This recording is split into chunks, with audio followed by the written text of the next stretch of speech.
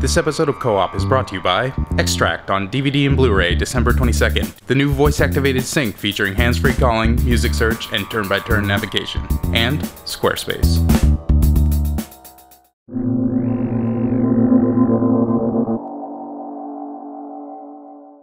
Toot, but toot, toot, toot, toot, but toot, toot. I hate to toot my own horn, but toot, toot.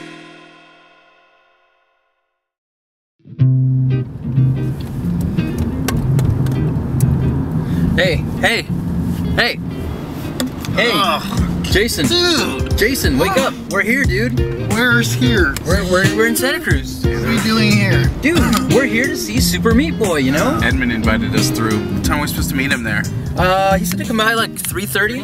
What? But, you know, like I figured we could spend a few hours just like hanging out, you know? Dude, I had so much work to be doing. It only takes an hour to get here from San Francisco. Why did we leave so early? I figured like, you know, we could use some relaxation time, some time to like hang out. I had a ton of work to do. Maybe like could have see been some sleeping.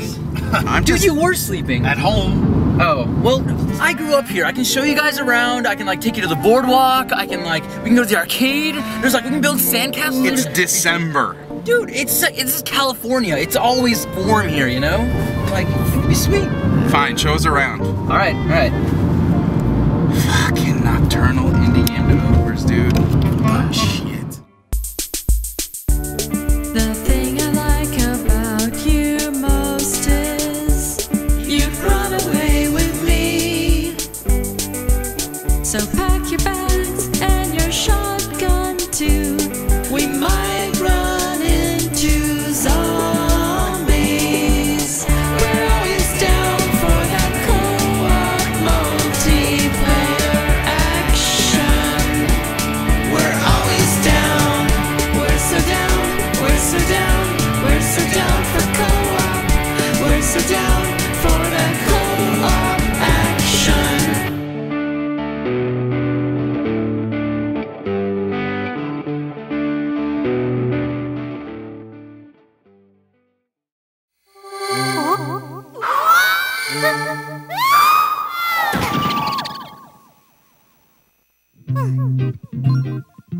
Phantom Hourglass was the first Zelda that I really didn't like. I've always loved Zelda. It's one of my favorite series. It was the second Zelda that I didn't like, but I didn't like it either. One of my favorite things about Zelda is that when I'm playing it, it makes me feel smarter when I'm solving puzzles. And in Phantom Hourglass, I felt like generally the puzzles weren't actually puzzles. That you'd go to some location, and on the table you'd see like a note laying there, and the note would have the answer to a puzzle that you hadn't even seen yet. I don't know, it just felt like a game for a child rather than someone who's been playing Zelda for 20 years. And generally speaking, Spirit Tracks, when you're playing it, doesn't feel that way. It feels, the puzzles feel more like classic Zelda. The first dungeon's a little easy, but beyond that, I was really enjoying it in the same way that I enjoy most old school Zelda games.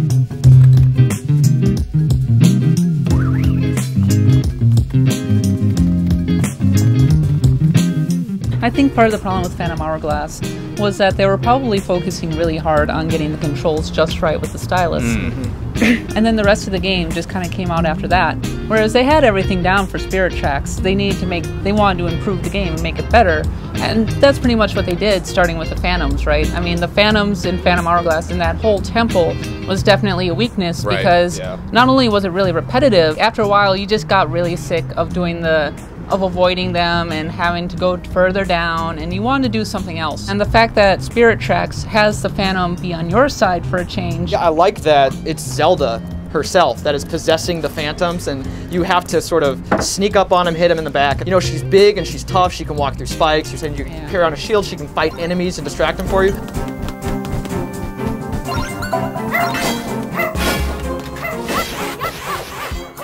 Yeah, I like that they make her a character that's with you the entire time. Yes, that makes her an excellent Zelda. Yeah, and she's just a stronger version of Zelda than we've had in the past. The fact that she's a character that's with you the entire time makes her someone that you actually care about trying to help and save. It's a lot of really interesting puzzles with the Phantom, and it's made the Spirit Tower probably my favorite part of the game. Mine too, actually. Oh, absolutely. Yeah. And what was weird is that in the last game, I dreaded those sections, and conceptually, it seemed like something that I'd be into. I mean, you have the sort of general Zelda dungeons where you go in, fight a boss, and get a new item. But then there's this kind of like longer dungeon that spans the course of the entire game that you're slowly solving as you get new abilities. Sounds cool. Yeah. But in Phantom Hourglass, it drove me nuts to have to go through the same things that I'd already been through again and again and again. In this game, they totally alleviate all that because you fight your way through one of the dungeons in the Spirit Tower, and then when you come back, you just enter a totally different door that's a totally different dungeon. So it feels like you're really, it's almost like doubling the total number of dungeons in the game. Like, yes, there's 4 temples, but there's 4 versions of the Spirit Tower as well. And there's a real palpable feeling of progress as you go up the Spirit Tower, because you're literally going up.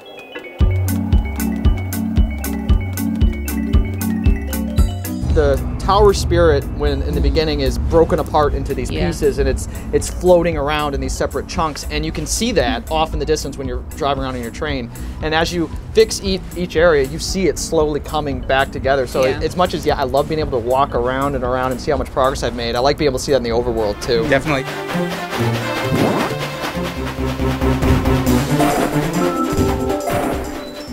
They really went all out on the adorable. I mean, the fact that you start out in this really cute engineer's outfit at the very beginning, and I'm just like, oh. It's my favorite Link origin story. Yeah, favorite Link origin story, and everything about it is just really cute. Yeah. And that's kind of what I want from a Toon Link kind of game, because that's what it is. It's kind of a cartoon. It's really fun. It's kind of goofy. Yeah. It's not as serious as the games like Twilight Princess or whatever. And they really play it to the hilt in Spirit Tracks in like every sense of the word.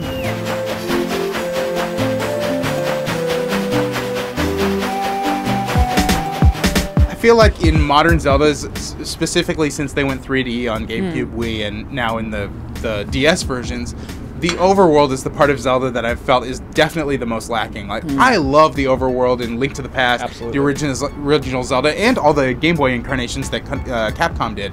I just have always thought that that's almost, or at least just as important as the dungeons to me and my enjoyment of it. In Spirit Tracks, the overworld feels like an improvement over Phantom Hourglass, but it's still my least favorite part of the game. Like, when I'm traveling through on this train, like, just shooting things with my cannon, I miss the overworld from previous Zelda games. I can't help it. You're talking about this overarching dungeon. You could almost call the overworld an overarching dungeon. Yeah. I mean, I'm playing Spirit Tracks, right? And so I'm on my little train, and I'm being adorable, and I'm headed toward my next destination, and all I can think is, wow, I am literally on rails right now. I've been waiting for them to recapture that spirit of the old puzzles in the overworld in a Zelda game, and this isn't the one that does it. That said, you're right, the Spirit Tower does kind of fill some of that overworld need that I had, but I get bored when I'm riding on the train.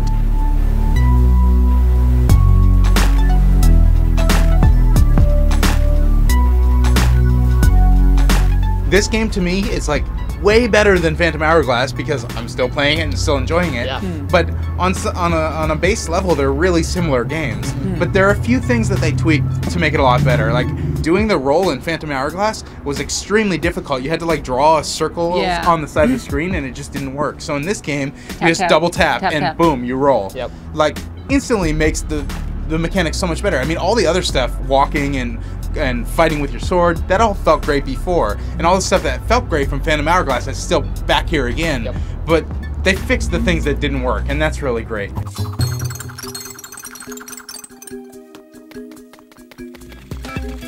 I really like the items in this game as well. Totally. Up as well. The pinwheel in the beginning, not only was the item, it's cool where it blows a little tornado and you have to blow into the mic. So far in each dungeon that I've gotten to, they've just gotten better and better.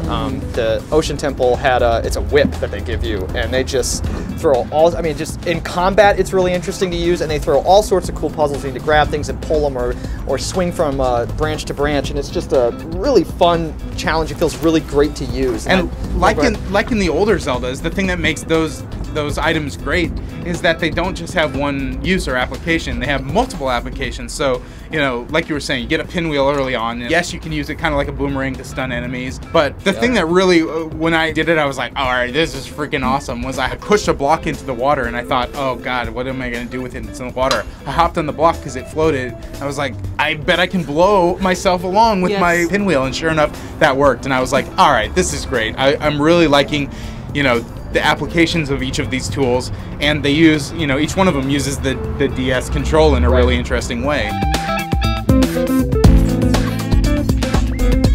Even your musical instrument, Yeah. you know, it uses motion and it uses your breath as well. That you have to use to blow into this like a pan flute, I think they're called. Yeah. And it's one of my I favorite. love the pan flute. It's one of my favorite musical instruments for Isn't Zelda it great? so far. Yeah, Yeah. it's great. The single biggest difference between Spirit Tracks and Phantom Hourglass is just the sheer personality in everything. Yeah. The items, the puzzles, the story, the way everything is set up is just way more interesting than Phantom Hourglass. Yeah. The fact that the items have way more uses than they ever have before. The fact that the puzzles have far more variety and are far more challenging, and there's that much more of that aha moment Yes. that you have.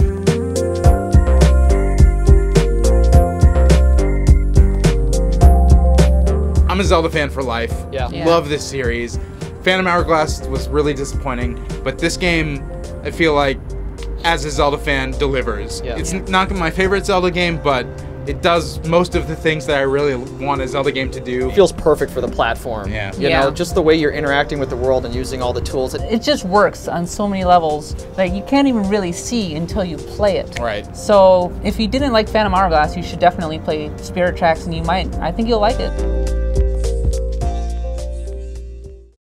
Office Space mastermind Mike Judge returns with an outrageously funny workplace comedy, Extract. Extract features an all-star cast including a sympathetic but pathetic boss played by Jason Bateman, a tempting siren con artist played by Mila Kunis, and the token lazy stoner played by Ben Affleck. Extract on DVD and Blu-ray December 22nd.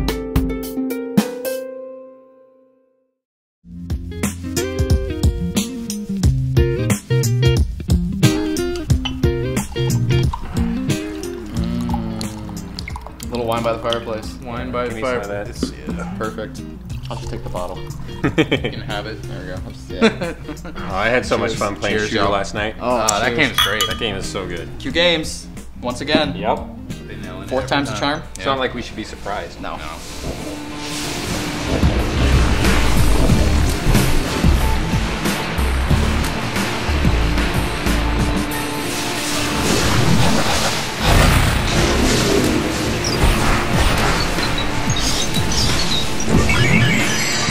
You know, one thing I noticed that was a little bit different than Monsters or I'm not sure about Racer, but also Eden, is that there's definitely a narrative that's woven into this as well. yeah. You're actually on a rescue mission, and that's what the premise is of this planet, that we went to explore it, there was something going on, so they sent you guys in to sort of get in there and get all the scientists and figure out what happened. Yeah, in Monsters and Eden, the narrative is implied in the gameplay, but this one is very deliberate. When we played it at E3, we got to play through the demo in co-op, and it was a lot of fun even then. What was surprising about playing the final game was that there's so much subtlety and cool mechanics in the controls. I mean, simple things like you can spin the right analog stick to kind of like spin your craft around, which sucks in all the coins around you, but then also can deflect bullets. Right. The controls feel as good as a Mario game does for a platformer. If you're moving your shooting direction and your movement direction at the same time, then you can get, after a little bit, you get a little boost so you can fly really fast. Yeah, I think it's a great evolution of the twin stick design where, yeah, your second joystick not only points to where you want to go, but actually affects your inertia. So Yeah. you can build speed really quickly, but you can also stop on a dime using the two joysticks together. There's the, if you hold down the fire button, it'll like suck in for a second, then shoot out a bunch of homing missiles rather than you having to rapidly tap the button. But then it also increases your heat when you're doing that. And that heat mechanic is really interesting because you're constantly watching it the entire game because you don't really just die right away. Right. Your heat gauge fills up and it fills up too high.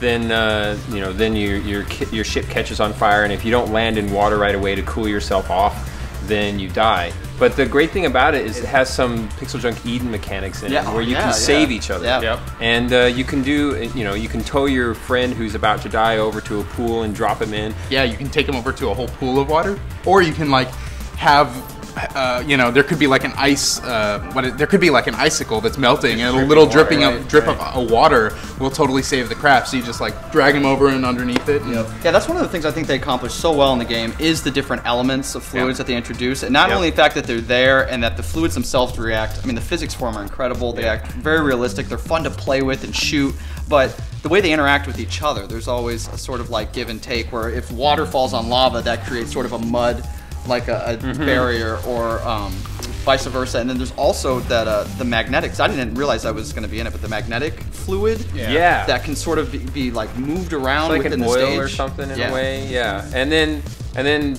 they have gases as well that can set on fire. And and they're generated though if that magnetic fluid comes in contact with water, then it immediately sublimates into the gases. Exactly. Right. Yeah, and at the beginning I thought, all right, well I get it. There's lava and there's water, and I thought that was going to be the whole game.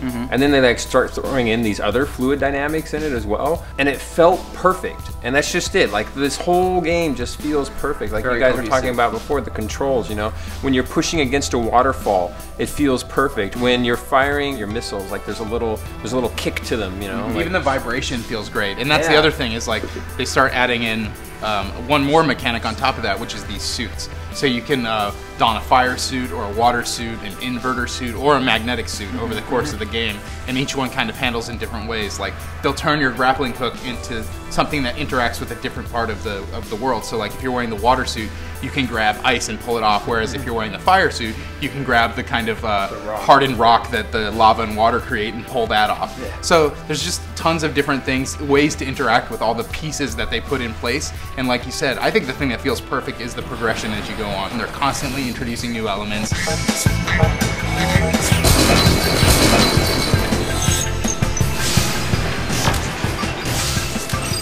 You can perfectly collect all the researchers in the game. You kind of have to either get them all, you have to find them all in each stage. Like there'll be, you know, whatever, 5, and you have to locate them before the gate to the next world will open. Right. But there are 2 ways that they can that things can go. You can either grab them all, or you can miss and they can die.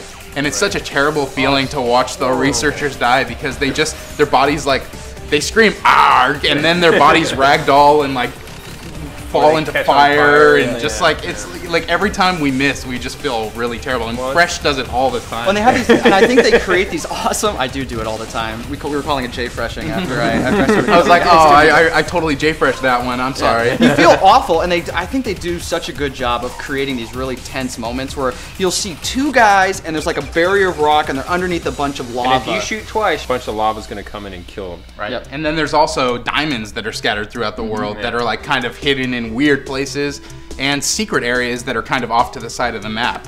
And so through all these different collectibles and mechanics, you know, there's lots of reasons to play through the stages multiple times, which is good because the game is really pretty short. There's no doubt about it. It is the shortest PixelJunk game yet. But every part of it just feels so darn good that it almost doesn't matter. I mean, don't get me wrong. At the end of this, I was definitely itching for more, and I was abrupt. I was sad that it was over. It's just like "to be continued" comes up, and you're like, oh, I want more.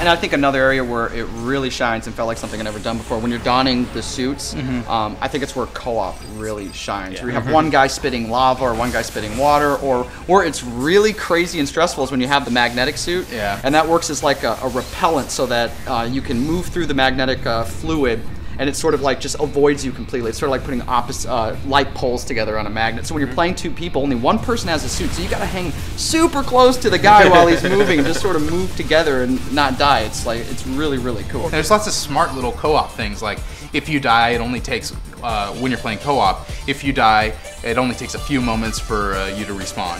And then in, you know, certain stages, like you can't go past without a given suit. So like if the person wearing the suit dies, it'll just like automatically move over to the other guy who's still alive.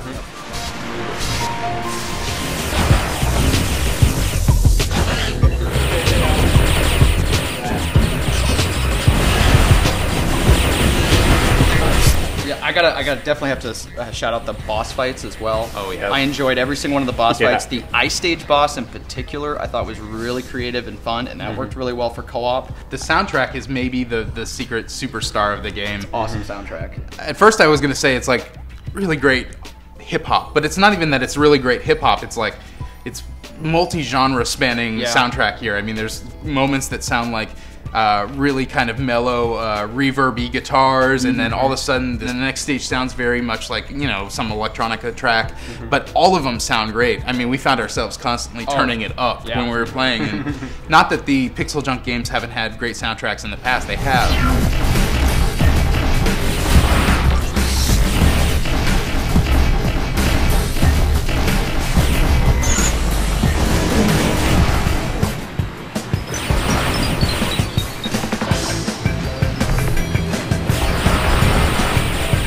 That's a high frequency bandwidth, HFB, out of London, are the guys who do it Nice. specifically. Yeah, they did an outstanding job. Do they have other, have you looked into them? Do they have other records and stuff? Yeah, apparently they've been doing it for a very long time. It's two guys, I can't remember their names right now, but as far as a group, it's called HFB, and they're the ones who provided all the music. And yeah, Wow. Well, they did a great job. They nailed it. It's Yep. great music. It's so common, like when you walk in to see two people playing, if it's like a boss fight or something, that while they're playing, they're like bobbing their heads. You don't see that all the time in video games, but you're going to see that when you see people play this game for sure.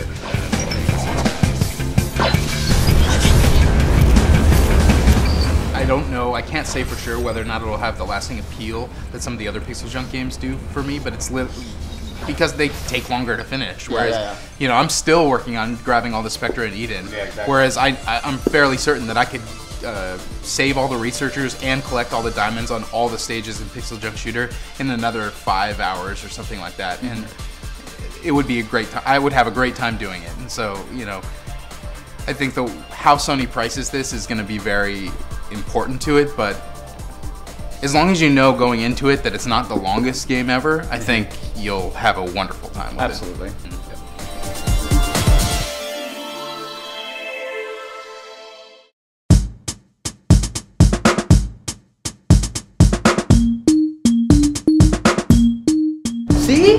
See? And you guys were naysaying. Check this out. This is pretty awesome, right? It's pretty cool. It's like there's a carousel right there. The Dippin' Dot stand that sells Dippin' Dots. And like there's like nacho cheese fries they sell out of that stand. There's like the bumper cars are right there. Oh, the bushel basket. The bushel basket's so much fun. Usually there's like a ton of people here, like cotton candy and balloons. Dude, it's a ton of fun. You guys just wait. When there's people here, there's nothing going. Cesar, this entire place is closed. Well, yeah, it's the winter. I mean, come on. It looks like a Left 4 Dead stage with no zombies in it. Exactly. Guys, What are we doing here, dude? you gotta get into the spirit of things, you know? You gotta The like spirit have of fun. spirit. Are we seriously gonna walk around this dead boardwalk for 3 hours? Can't believe we came here so Dude, I have a plan. Oh my god. come on, Yeah, come what's on, your check it plan? out. Come here. Oh, I'm not gonna like this, am I? Santa lose.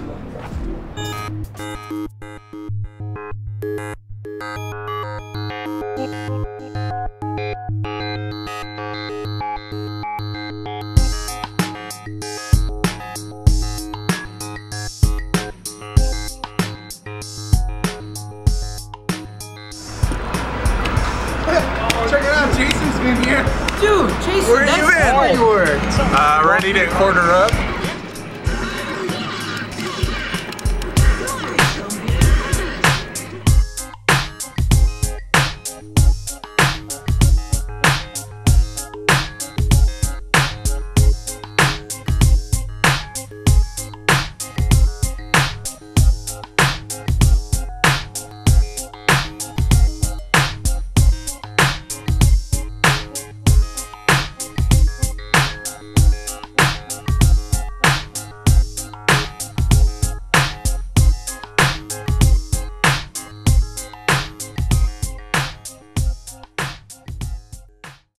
This episode of Co-op is sponsored by the new voice-activated sync.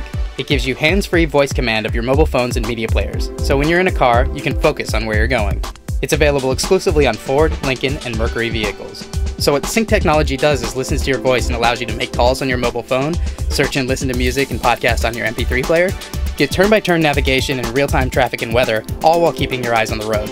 Sync also includes a 911 assist that automatically calls 911 if you're in an accident, a 411 business search that includes over 14 million US business listings and provides turn-by-turn directions to any of them, and even personalized traffic reports. Sync knows your routes and gives you traffic reports. It even reroutes you with turn-by-turn directions if you need it. To learn more about the voice-activated sync, visit syncmybridepodcast.com.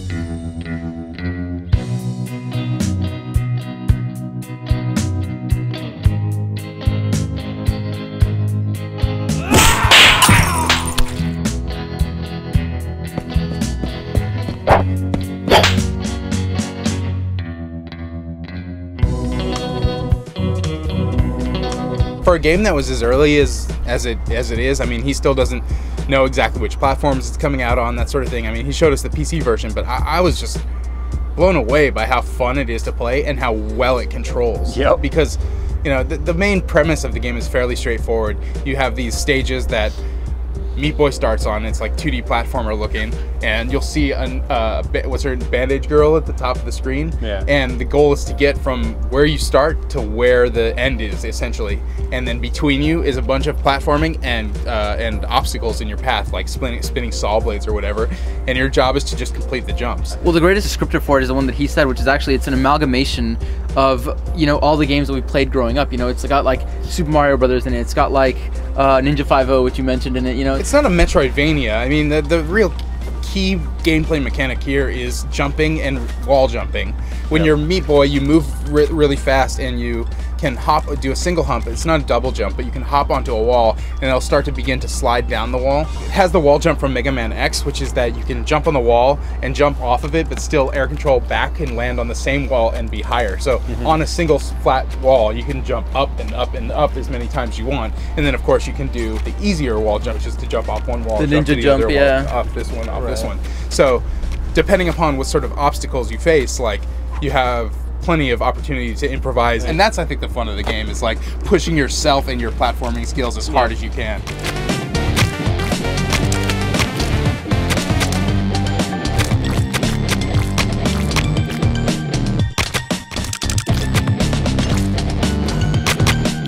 And if you get a stage done soon enough, then you get an A rating on it. You Grade A. Grade A, yeah, because grade A beef, yeah. Right. You get a grade A, and then you can go into a super difficult version of that same level, Yeah, like the dark version, the or dark something. zone version of it, yeah. And then if you make your way through levels fast enough and you make it to these kind of like time sensitive warp zones, you can unlock bonus stages, which are set that are like retro stages.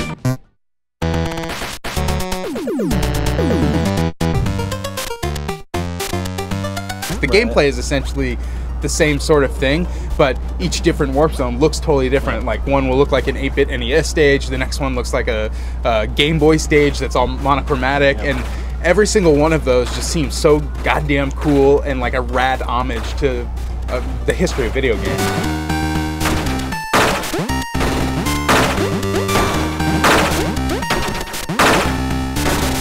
Part of the reason why it's so much fun, even though you can die over and over and over again while you're trying to get through a stage in the ultimate way, is because one, they're short, so you always feel like you're just going to get through it, and also, and perhaps even more importantly, is the cool ass replays. Right. Yeah. Like you die over and over and over again. When you finally get through the stage, it'll replay, and it shows all your replays together. That's what's really interesting to me. Just like because the game is all speed runs, that like you die over and over, and then getting rewarded for losing, you know, is really interesting to me. Like how, like just making that fun. I don't know.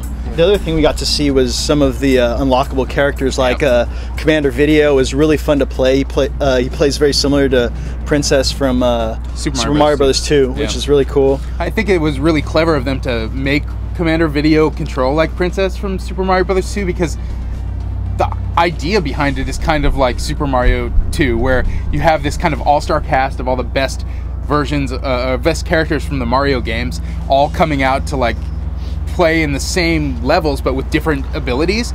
And he does the same thing here, except for he uses the entire indie gaming community, or anyone who will let him take their character, and make those the characters that go into the game. So Commander Video is from the Bit Trip games that have been coming out on WiiWare. He's announced that Tim from Braid is one of the characters that you can unlock. Super Meat Boy to me is like the perfect example of an amalgamation of great design, because I was complimenting him on the physics firsthand, because the jumping feels so solid, it feels so polished, that the stages are designed just to make every little jump work perfectly to speedrun it, as well as the visuals. The visuals, let alone they're super early, as he mentioned, but they still look so good. It's a really cool looking game, and I love checking out indie games whenever I can, but I haven't had so much fun with the core gameplay mechanic in a game in a long time. It's really simple. Not as simple as something like Cannonball, where it's like a one-button game, but it's just this really great old-school platforming in a really kind of new package. And I don't know. I couldn't, even when I kept dying over and over and over again on a stage, doing the same thing or making all new mistakes every time, it was still fun every step of the way. I'm really happy with the progress that he's done in the game. I just can't wait to see the final version. Absolutely. Yeah.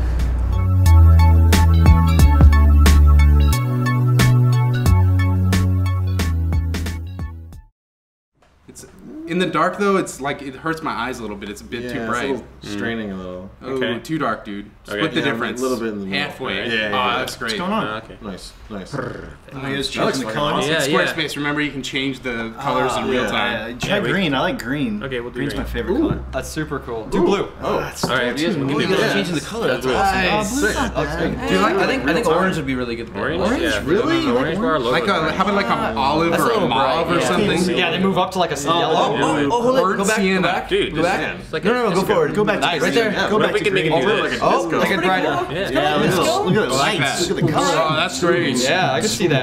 Definitely. Oh, that's good. Squarespace. Squarespace to change your site in real time. Verified TV looked kinda shitty to me until we put it on the Squarespace. Real time changing of your website. Squarespace does it in real time.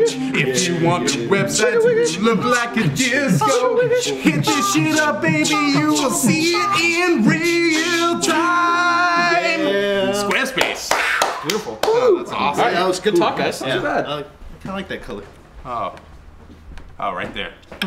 Perfect. Looks pretty good. I like it. All right. Let's do it.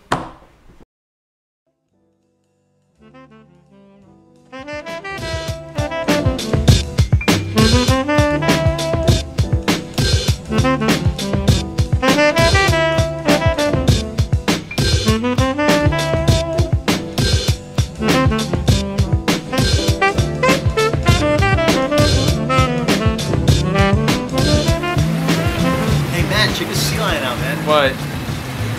It's not looking so good. Looks like he puked. He's just like, oh, dude, you're right. Look at him, man. Oh, Sick. what the hell? Looks like he threw up like hot cocoa or something. Maybe they're allergic to hot cocoa. I told you not to drink that chocolate milk there. I know, dude.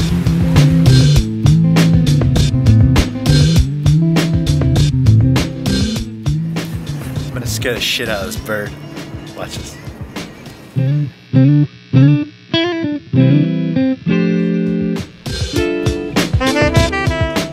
Why are you always so mean to animals? I don't mean the animals. Yes, you are. Every time we see animals in real life, you have to like go annoy them. I don't mean to make fun of them. They just do weird things, you know. Sea lions are weird animals. Look at him. He's doing like a Stevie Wonder kind of thing, like. What's up, dude?